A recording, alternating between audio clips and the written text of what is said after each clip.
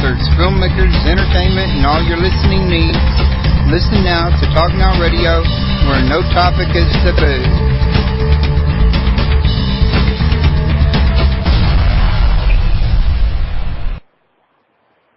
Hello, everybody. Welcome to Talk Now Radio. This is your host, Royce the Redneck Radio Man. And joining me today is going to be Lynn Caston.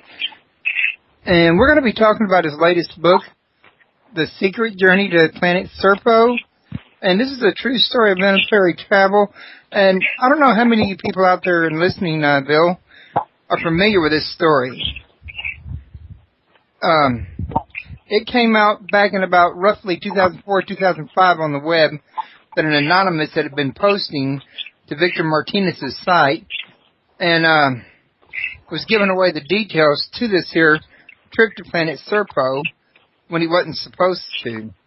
Now, as I understand it, this book is about this project, and all the information's already been put out there, and I think some of it, and Lynn may want to correct me on this, is been declassified and is now available to the public. Did I get that part correct, Lynn? Well, actually, all of it has been available to the public since it was first put out there in November of 2005. Well, I know that. I mean, other words, with the government's blessing, in other words. Well, it was with the government's blessing because it was applied in 2005 because the mandatory 25-year waiting period had elapsed. Yeah, now I read that part in your book. I don't know, maybe it's just me. I may not have a good understanding of how they operate, but I kind of had the impression that even though the 25-year period was over, there could be higher-ups in there that would still rather it not be volunteered to the public, would rather make them go look for it, in other words. Well, you know, Anonymous chose to reveal it, and they couldn't stop him, really.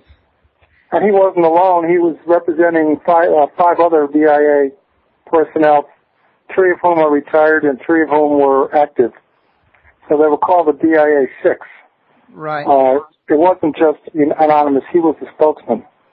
Right, and I remember them putting that up on the website at the time, and I know he posted an awful lot of stuff to the site. I followed it for several months there myself, and then I got really busy on other projects, and I wasn't able to keep up with it anymore, but I thought it was very fascinating even back then. And I'm really surprised it's taken this long for a book to come out about it. I mean, I was kind of expecting one within the next 2 years. Well, what happened was, I think, all the people that I spoke to back in that period, who I thought would be very fascinated and interested in this subject, all showed skepticism. They all seemed to take the position that, well, I just don't know if I can believe this. And that's basically what happened. People just couldn't believe that this really happened, and so they lost interest. But I knew very well that this was a real story here after talking to Bill Ryan for 2 hours at the UFO Congress in 2006. Well, go ahead, I'm sorry.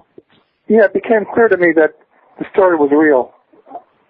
Well, I'll be honest with you. Back then, I was amongst the, I wouldn't say skeptical, more half skeptical. Part of me was like it made total sense, but another part was, well, we're getting this information kind of easy, you know what I mean? So I really didn't know. I was kind of straddling the fence line, didn't know which way I wanted to go with it, but I knew I wanted to learn more about it, in other words. Well, that was typical. That was a typical reaction, exactly. And that's what kept people floating up there in a non-committal place. But after talking to Bill Ryan, I knew that the story was true because I could relate it to many other things that I had already learned. So putting it all together, I could see that it was a real story. Well, Lynn, you've been on my show once before, so you're probably aware by now, but usually one of the first things I do is ask my guests to, tell a little something about themselves and what got them interested in the, book that we're talking about. And I didn't quite jump right into that one yet, and I'm going to go ahead and do that now, but before I do, I want to also mention everybody, if you want to learn more, Lynn's website is www.et-secrethistory.com/index.html.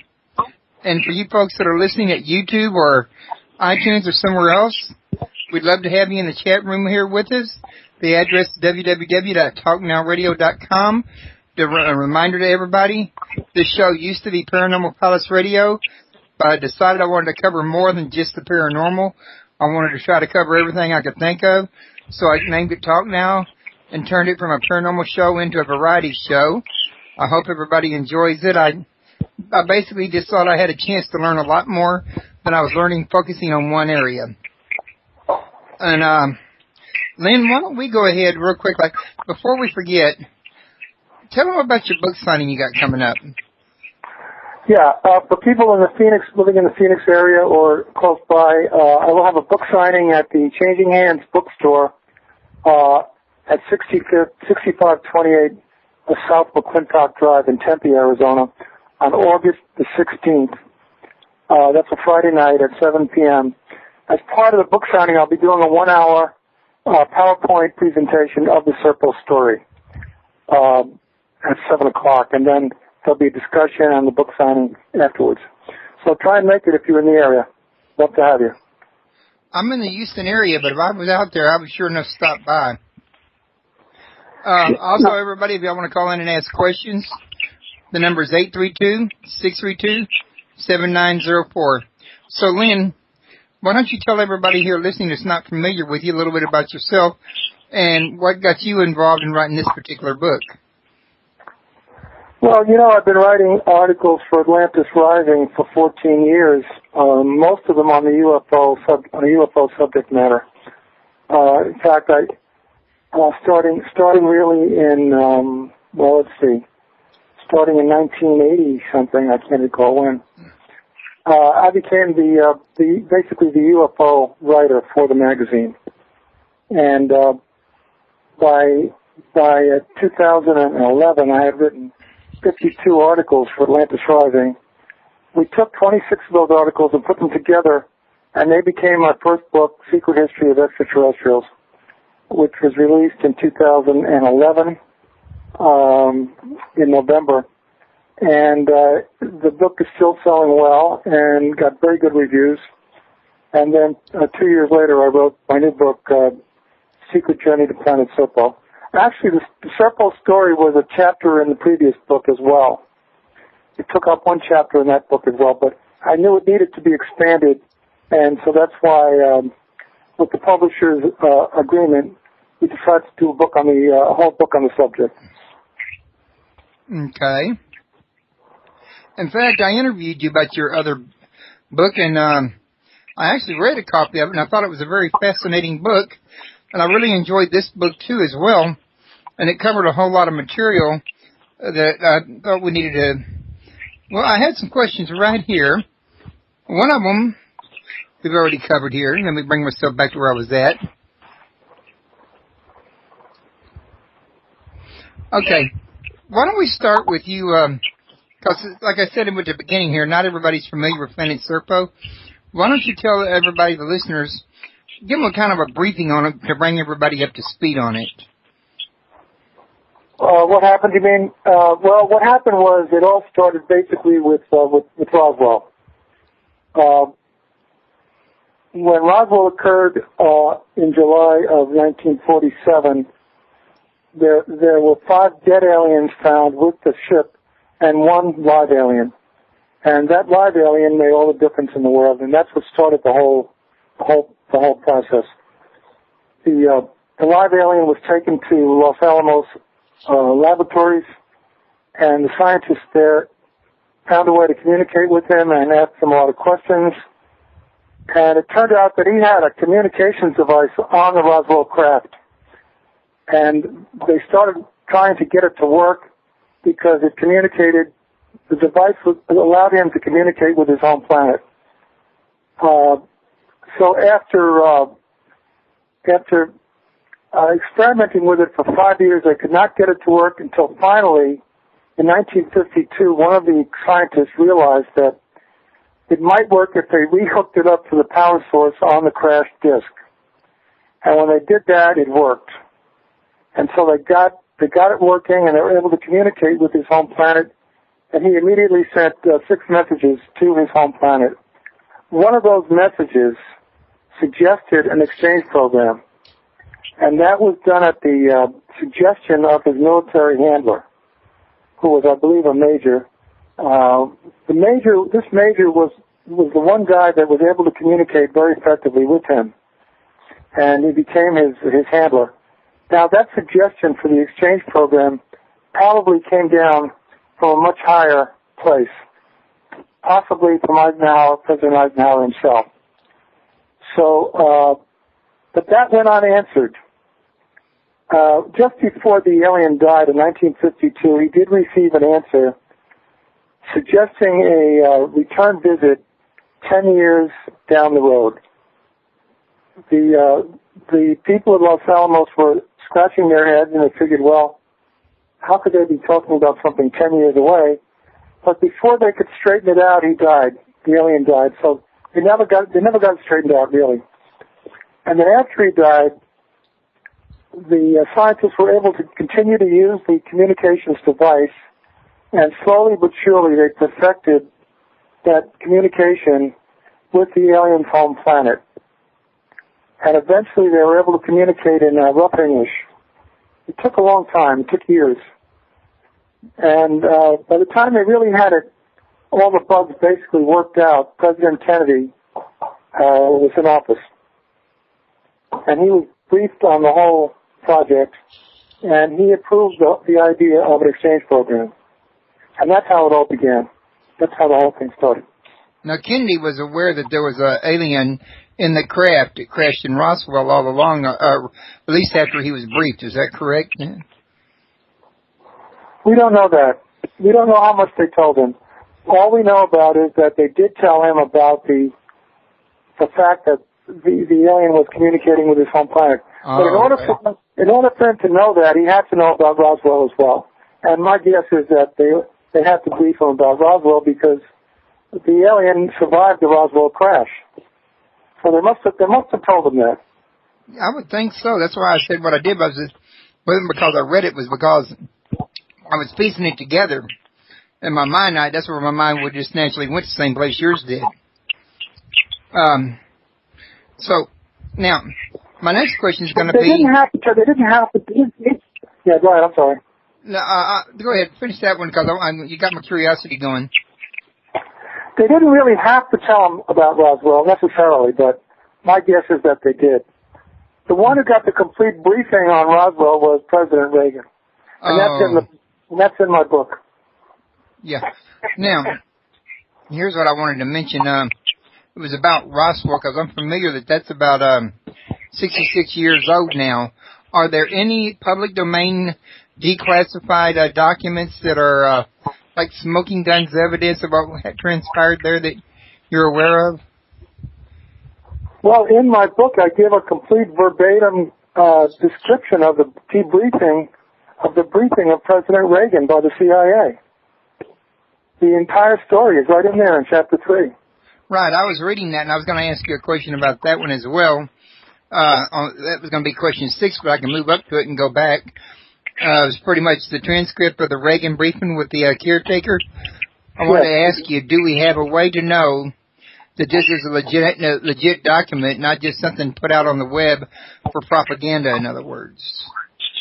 Well, it didn't come out on the web per se. It came out in the Serpo. It came out with the Serpo revelations. It was released by Anonymous. So it's on the Serpo website. That's where I took it from. Okay.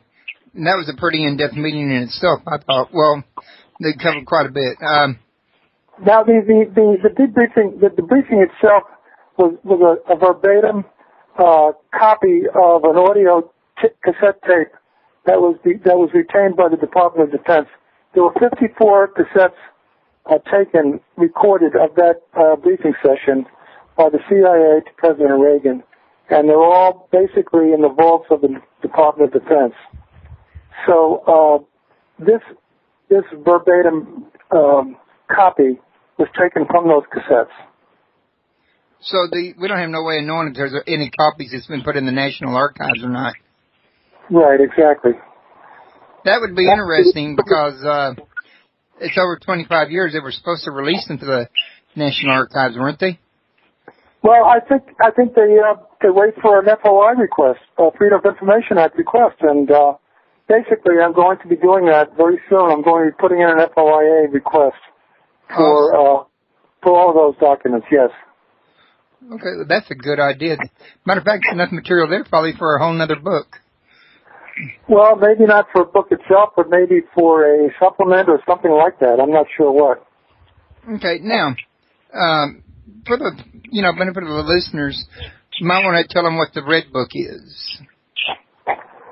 The Red Book is a complete record of all of our contacts with extraterrestrials, starting with Roswell, and actually before Roswell, because there were 2 cases before Roswell.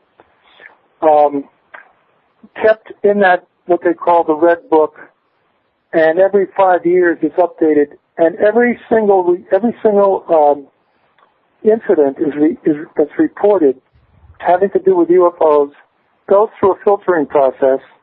One of the agencies in charge completely interviews the people and writes everything down. Then it slowly filters up to the editor of the Red Book, and the editor decides what is to go into it and what is not to go into it. And then he puts together a briefing session for the sitting President of the United States. So everything we have ever done, every interaction with ETs, is in that book. And that, too, is in a vault in the Defense Department. Was Anonymous able to get any copies of that for you by any chance? Any pictures or anything? Well, Anonymous claims that he was the editor of the Red Book. Right. I remember reading that in your book. It was his job to sit down and give the sitting president an update of the Red Book. And so he knows exactly what's in it. And that's more or less, since he had those credentials, it becomes more believable that his entire story of the Serpo event must be authentic. Right. Now, I was going to ask you to tell everybody about the Planet Serpo connection with Roswell, but we've already covered that, so let's move on to, what role did Germany have to play in this saga? Because one of the first things you do in your book is you go all the way back to Germany. Well, I wanted to tell the whole story, and the whole story required starting in Germany because that's really where the first anti-gravity aircraft were developed, so-called flying saucers or UFOs or whatever you want to call them.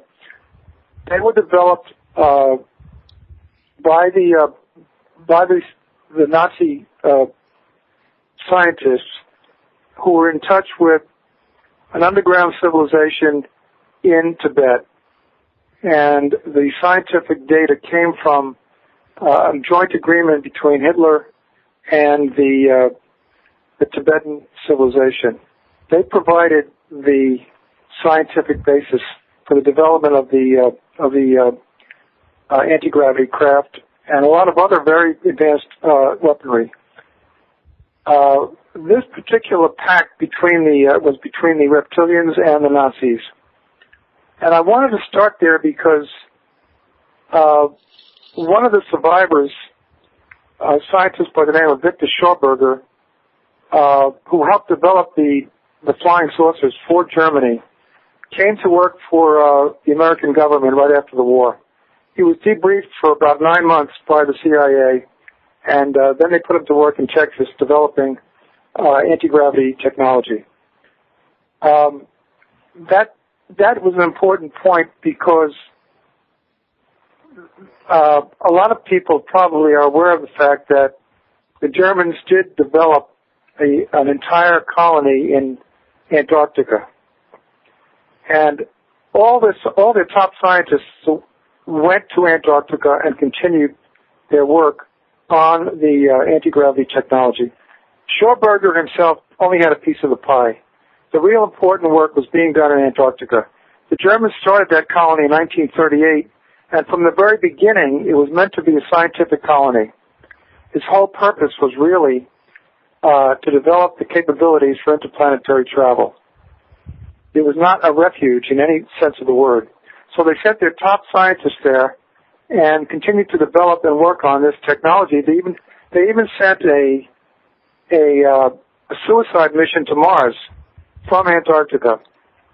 So the reason I wanted to tell that story was because what happened next was the British and the Americans found out about the colony in Antarctica, and basically we sent an invasion force down there called Operation High Jump in 1946, after the war. It was a task force of 13 naval vessels and 4,700 Marines. They were repulsed by the flying saucers, who came from under the water and repelled the invasion. That occurred in early 1947, and Admiral Byrd, who was in charge of the task force, reported back to Washington that the underground civilization in Antarctica, which they were now calling the Fourth Reich, had this kind of weaponry, and it meant that the United States was now vulnerable to an attack from that civilization. In that particular engagement, 68 Americans died, and so the U.S. Congress had no illusions about the fact that if they chose to launch an invasion from Antarctica to the U.S., we were going to be very vulnerable. Now, the reason that I wanted to tell that was because 3 months later, the alien craft crashed into the desert in New Mexico. 3 months after Admiral Byrd returned from Antarctica and informed the Congress that we were vulnerable to an attack, an alien craft crashed into the desert. Well, that changed everything. And since one alien survived, it became clear that we now had another option. So that when they interviewed that alien and began to understand that we could perhaps get that technology, that's when the entire motivation for the exchange program began. And that's basically why I wanted to tell the entire story. Right. Well, okay. Are the reptilians still interfering and helping other countries out, or are they kind of faded into the background? Well, they pinned all their hopes on the fascist movement. They thought that the combined forces of Japan, who ruled the sea, and Germany, with its tremendous overland armed forces, would be able to impose a fascist dictatorship on the entire planet. And when they failed at that, they then went back into their underground lair. However, there have been elements of the reptilian groups also been dealing with certain elements of the United States military as well. So they may have gone back underground, but they didn't give up. Yeah, I wouldn't think they had, and I would also think, and I could be wrong about this, it's just my own speculation, that if they're going to help another country anytime in the future, I would say China's a good one up for grabs right now. Well, I think that they're pinning their hopes more on getting the United States. We are really the most powerful nation on the planet, and the reason we won World War II was we were able to bomb Germany and defeat Japan at the same time. And there's really we have no other possible enemies right now. China doesn't even have an aircraft carrier. I think they have one aircraft carrier. They have nowhere near the capability that we have. So needless to say, the reptilians want to be on the side of the power group, and that means the United States. Well, that'd be pretty interesting if we were trying to play both ends against the middle between the Evens and the reptilians, wouldn't it? Well, the Evens have just become our friends. They're really more of a diplomatic relationship. They have given us a lot of information, and we have every reason to be very pleased with that relationship. And it's been going on now for, 37, almost 50 years. They've been back here 10 times since that first first exchange program. Now, these evens, they're not the same thing as the grays, are they? No connection. They're from a different star system completely. I was actually, what I heard was that the grays were really a creation of the reptilians, but I just thought I'd check anyway. That's what I heard too. I heard that the reptilians basically dominate the grays, and that the grays do a lot of the dirty work for the reptilians. Yes, I've heard that too. And if that is the case, that would equate them in the Sumerian language and the ancient astronauts to the reptilians or the ancient gods, and the grays would be the Agigi, I would think. But I could. Well, something like that. And in fact, some people think that the grays are actually a creation of the reptilians. Yeah, I know. Yeah. I mean, I've had people on my show that, like I think it was Nigel Kerner had mentioned to me that he thought that as well. Well, have you read my book? Yes, sir. Now, if you recall, in the introduction, Anonymous, who was the editor of the Red Book, said that we have been dealing with 9 other civilizations. Right. Some of them, he said, were hybrid civilizations that were a cross between the Ebens and were a mechanical life form. So that, the Ebens have been able to create and to clone different kinds of creatures.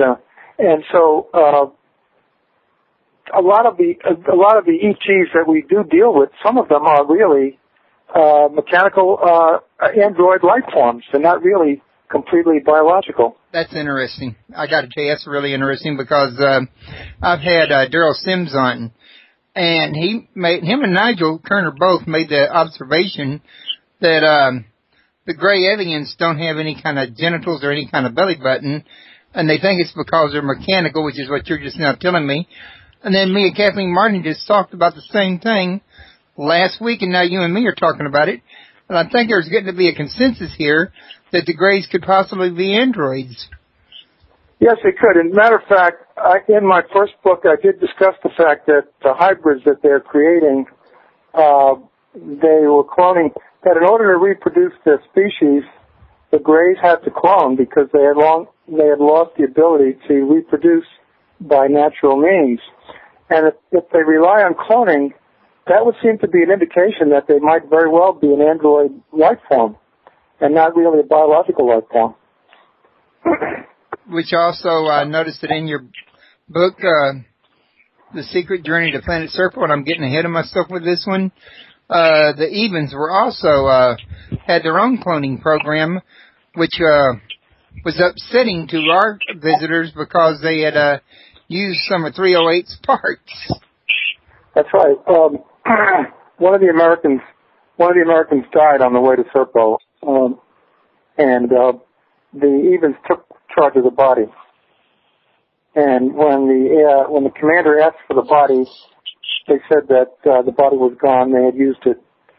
They had used it to clone other creatures, and that got him very upset. And he demanded to see what was left of the body. And when they showed him what was left, he was disgusted and revolted. And finally, he said, "Well, where's the entity that you created?" And they took him in to see the cloned entity that was part human and part Eben, and he was so sickened by it that he said his final statement was, "I have seen the dark side of this civilization."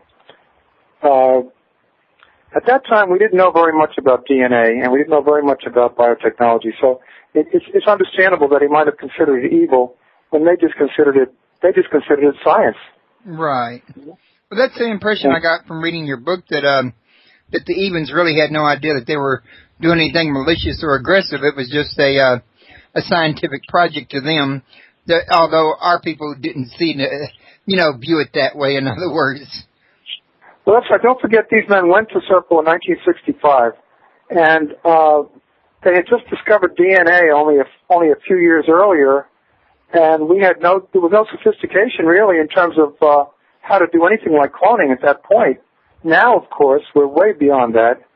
But at that time, it all seemed very evil and dark to us to see a civilization creating these hybrid creatures that were disgusting to.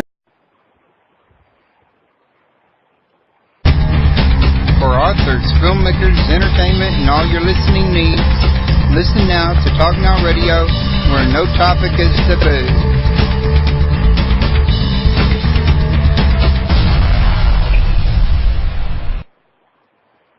Hello, everybody. Welcome to Talk Now Radio. This is your host, Royce the Redneck Radio Man. And joining me today is going to be Lynn Caston. And we're going to be talking about his latest book, The Secret Journey to Planet Serpo. And this is a true story of military travel. And I don't know how many of you people out there and listening, Bill, are familiar with this story. It came out back in about roughly 2004, 2005 on the web that an anonymous had been posting to Victor Martinez's site and was giving away the details to this here trip to Planet Serpo when he wasn't supposed to.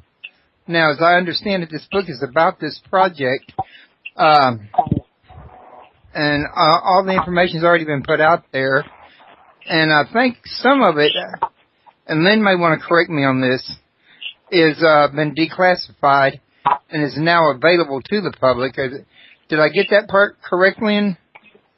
Well, actually, all of it has been available to the public since it was first put out there in November of 2005. Well, I know that. I mean, in other words, with the government's blessing, in other words. Well, it was with the government's blessing because it was applied in 2005 because the mandatory 25-year waiting period had elapsed. Yeah, now I read that part in your book. I don't know, maybe it's just me. I may not have a good understanding of how they operate, but I kind of had the impression that even though the 25-year period was over, there could be higher-ups in there that would still rather it not be volunteered to the public, would rather make them go look for it, in other words. Well, you know, Anonymous chose to reveal it, and they couldn't stop him, really. And he wasn't. The first things I do is ask my guests to, tell a little something about themselves and what got them interested in the, book that we're talking about. And I didn't quite jump right into that one yet, and I'm going to go ahead and do that now. But before I do, I want to also mention everybody, if you want to learn more, Lynn's website is www.et-secrethistory.com/index.html. And for you folks that are listening at YouTube or iTunes or somewhere else, we'd love to have you in the chat room here with us. The address is www.talknowradio.com. A reminder to everybody, this show used to be Paranormal Palace Radio, but I decided I wanted to cover more than just the paranormal. I wanted to try to cover everything I could think of, so I named it Talk Now and turned it from a paranormal show into a variety show.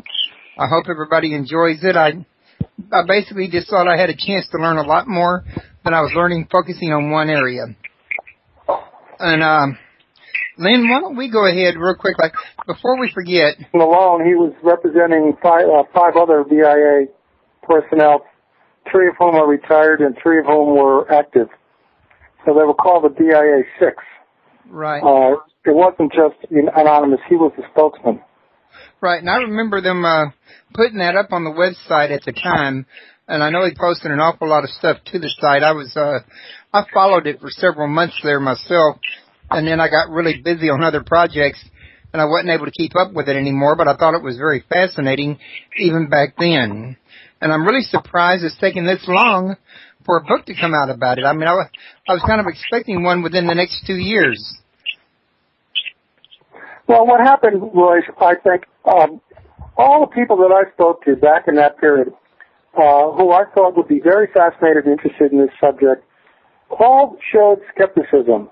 They all seemed to take the position that, well, I just don't know if I can believe this. And that's basically what happened. People just couldn't believe that this really happened, and so they lost interest.